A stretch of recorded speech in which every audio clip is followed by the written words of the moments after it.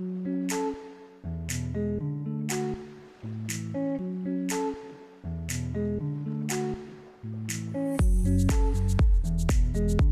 name is Barbra Omwayi. I'm a wife, a mother. I'm passionate about building brands. I'm a sales coach, and I'm currently the CEO of Spark Communication Limited, which is a marketing firm that specializes in digital marketing solutions, experiential marketing, branding, and POS management. I'm not a city girl. I was born and raised in Kisumu, then it was Nyanza province. I'm the last born in a family of 6, 4 girls and 2 boys. My late parents were very hardworking. My mom was a banker, an entrepreneur, and a farmer. I borrowed a lot from her. My dad was an agronomist. We never used to go for holidays. Our holidays were in the farm. So we shuttled our lives between school, and during holidays we'd go home, tend to the cattle, take care of the chicken, harvest pineapples, plant sugarcane. So that is my childhood memory, and it has greatly shaped who I am today. I went to primary and high school in Kisumu. I did my primary education at Bayani Primary School. Then I went to Lua Girls High School. By then it was such a prestigious school. I believe they're still doing well. At Lua Girls I did my Form 4. Then I moved to the big city. So when I came to Nairobi, I joined the East Africa School of Journalism, where I did print journalism, and later on transitioned to St. Paul's University for development communication.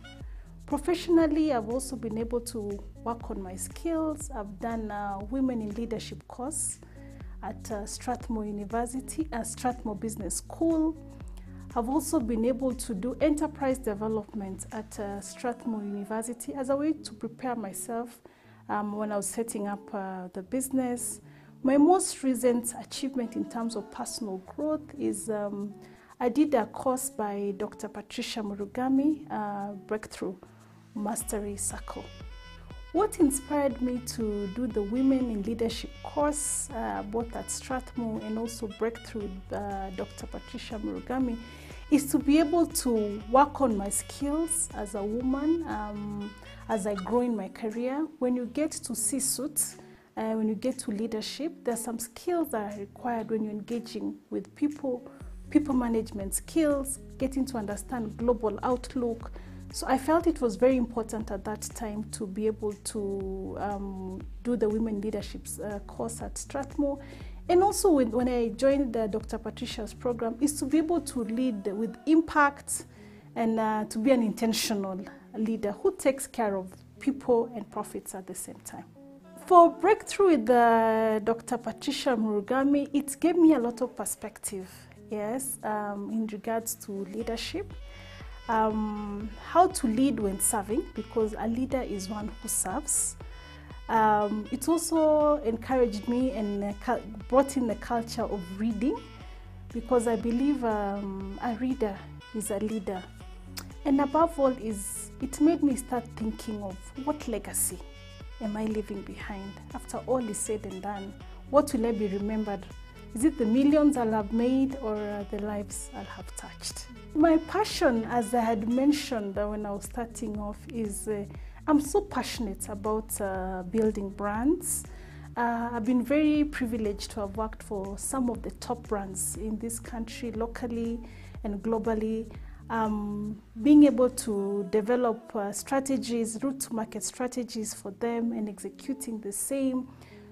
Building up marketing campaigns from concept development to execution. That is where my passion lies. Over and above that, I'm also very passionate about women and the girl child. I've done a lot of initiatives on that regard. So that is where my passion and purpose ideally lies. There's been a lot of inequalities, and girls have not been able to, are not as privileged as the men in regards to job opportunities, in regards to just having somebody to walk the journey with you. And above all, it's because I also got somebody who held my hand when I was starting my career. Her name is Wangari Murugu. I'd want to recognize her for the good job that she did with me. And because she gave me that opportunity, I believe it's my duty to give several other girls the same opportunity. Yes. My passion for marketing started off when I was growing up. I was raised with my brother, and he was a seasoned marketer by the time I was doing my journalism. And I used to just get so thrilled when he talked about brands and these big words marketers used. And by default, I ended up following his footsteps. Well, I look at challenges as opportunities. You know, they say every cloud has a silver lining. So I look at how do I turn these challenges into opportunities. I want to give an example of COVID-19 pandemic. When it happened, everything grinded into a halt. Yes, some might say it was a difficult season. Yes, but I looked at what opportunities can I get out of this. So it gave us an opportunity, even as a business, to rethink our business model, to think of, is it really sustainable? If COVID can hit us this hard, what happens? Because a sustainable business would have been able to navigate this season. So during this season of COVID, we were able to rethink our model, come up with new concepts, new solutions. It led to the birth of our digital division that is doing very well. And as an SME who's going through the same challenges and working with corporates on a day-to-day basis, I was able to empathize. What about my other SMEs, the micro SMEs playing in this space? Your boutique, your butchery, your small shop, what are they going through? And out of that, we're able to develop a program, a package for that segment called Jenga Bizna na 10K. It's a product that we have developed to help SMEs who had pivoted because of the pandemic get back on their feet. We give free marketing advice. We also give marketing solutions at a reasonable cost, because what you're saying is for as little as 10K, you're able to get visible. We're able to get you to your consumer. We're able to drive footfall into your outlets. So the challenges have brought about opportunities for us in business. The advice I would give a young woman is remove yourself from the equation of being a woman and look at yourself as a leader. Yes, because it's a level playing ground for everyone. Look at the value you're bringing to the table, because when all is said and done, we don't look at male or female. We look at the value someone is bringing on the table. So it's focusing on developing yourself and the value that you're bringing on board. My initiatives revolve around what I'm passionate about. I'm passionate about the young people, the girls. So at Spark, we have an apprenticeship program that we bring on board university students for a period of 6 months in the business, where they get hands-on skills and experiences before they transition into the job market. We've also partnered with Mary Faith Children's Home. This is a home, it's a rescue center for girls who have been sexually abused, children from as little as 2 years. And these are issues that are so dear and close to my heart. So we are looking at bringing in partners on board for Mary Faith to help with education for those children, if it is healthcare, if it is shelter, because currently the home has a capacity of 100 children, but they're not able to meet those day-to-day needs. So it is one of the projects that I'm actively championing this year. And last but not least, we have a project called Spark Empower. We've had Spark Empower since 2016. It was conceptualized in 2016. And it's a program to help girls transition from campus into the job market. As an employer, when I do interviews, you realize there's a gap. Somebody has a first-class honor, but they cannot present themselves when it comes to an interview. They're not able to do a proper CV. Sometimes they come in an interview, their dressing does not match what they've come to do. So the whole essence of Spark Empower is we put together every year a team of mentors who will work with these girls for a period of 6 months. We meet them every month, and we have different topics that we discuss, from your CV preparation to personal branding to sustainability agenda, because that is what the world is talking about. You're leaving campus to get into the job market. How are you playing in this arena? So it is just to ensure we package you. By the time we are sending you out to the job market, you're ready. We also offer shadow mentoring, because we've said we have a pool of mentors we work with on a yearly basis. So these girls are able to be connected with mentors that will work with them as they transition. These mentors are able to open for them doors in terms of job opportunities and apprenticeship opportunities. Success varies from one individual to the other. For me, my definition of success is just being happy, being healthy, and being wealthy. Yeah, it depends on where you derive your happiness. I derive my happiness from being centered in my faith as a Christian, a firm believer of God. My family, my husband, and my children, they're my source of joy. Each and every day when I wake up, when I go home, just seeing my kids grow, seeing my husband and I excel in our family projects, and also just giving back to the community, because at the end of the day is what lives have you impacted.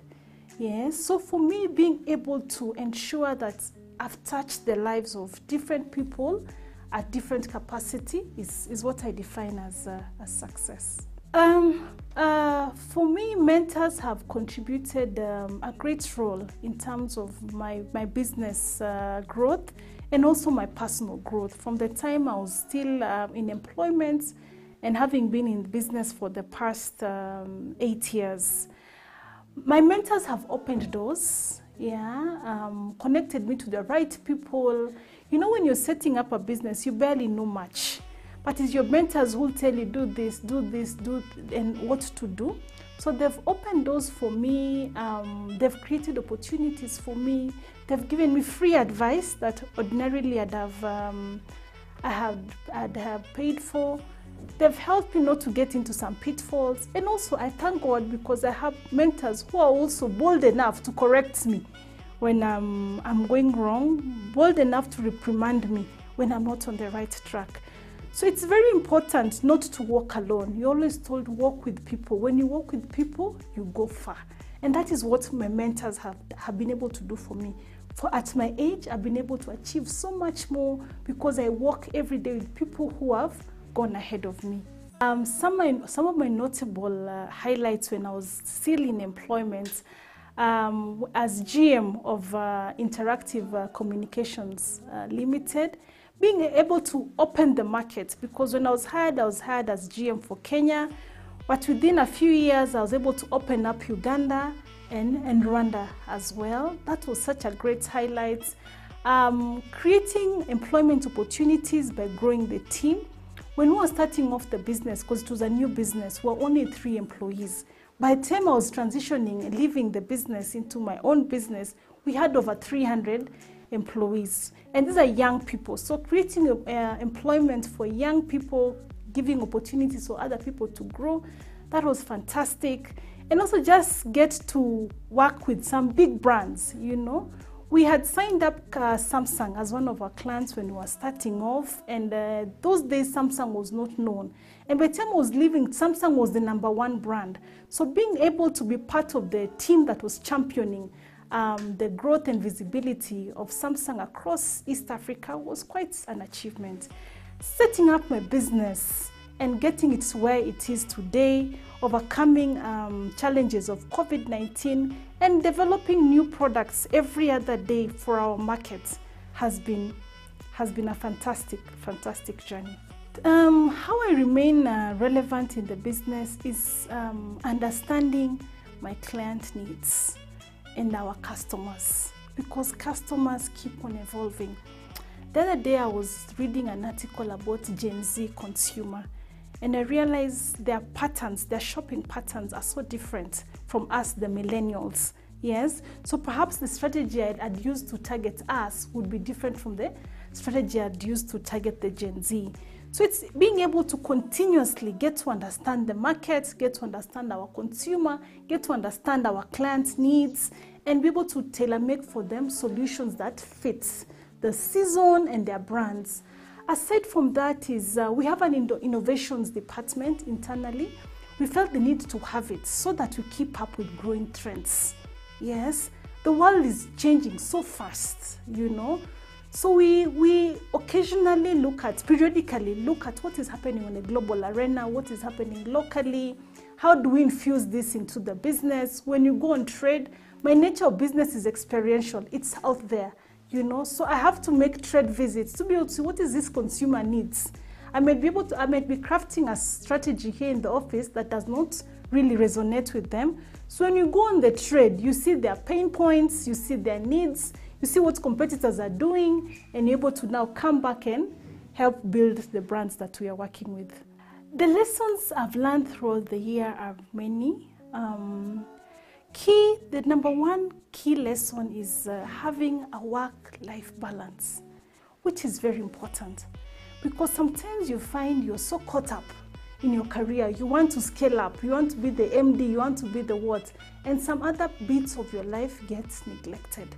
So over time, I've been able to learn how to infuse and integrate my personal life, my professional life, my other hats I wear as a sister, as an aunt, you know, because all these things are what make us today. One of the things I learned from the leadership course I did at Strathmore is being able to juggle the balls that you're handling. You have your rubber balls that you can periodically put aside. Then you have your glass balls that you're not able to let go of. This is your family, your spirituality, you know, you define it depending on an individual. So as I intentionally cultivate my glass balls, I also have to give attention to my rubber balls as I continue in my career. Well, when I was setting up business, of course, there was the excitement of finally being an entrepreneur, being your own boss, thinking you can sleep until 10 a.m., which is never the case. But I really am grateful for the mentors who worked with me, mentors that I meet physically, mentors that I don't know about, we've never met, like Phil Knight, the owner of Nike shoe. One of the books I read when I was starting my journey in business was Shoe Dog. And Shoe Dog brought me back to life, you know, from my dreams, because it showed me the realities entrepreneurs go through on a day-to-day basis, the challenges. So it kind of equipped me for what the hurdles I was going to face as I was in my journey as an entrepreneur, yes. So Spark Communications Limited is one of the fastest growing marketing and communications brand in East Africa. We've been in business for 8 years now, offering solutions to our clientele. We've been able to work, we've been privileged to work with some of the top brands, including MultiChoice, Airtel, PZ Carsons, SBM Bank. The list is long. Doing for them different campaigns and different activations. We have 3 divisions of the business. Our digital division that was born during the COVID-19 pandemic and has taken off very well, because looking at where the trends are, everybody's playing online.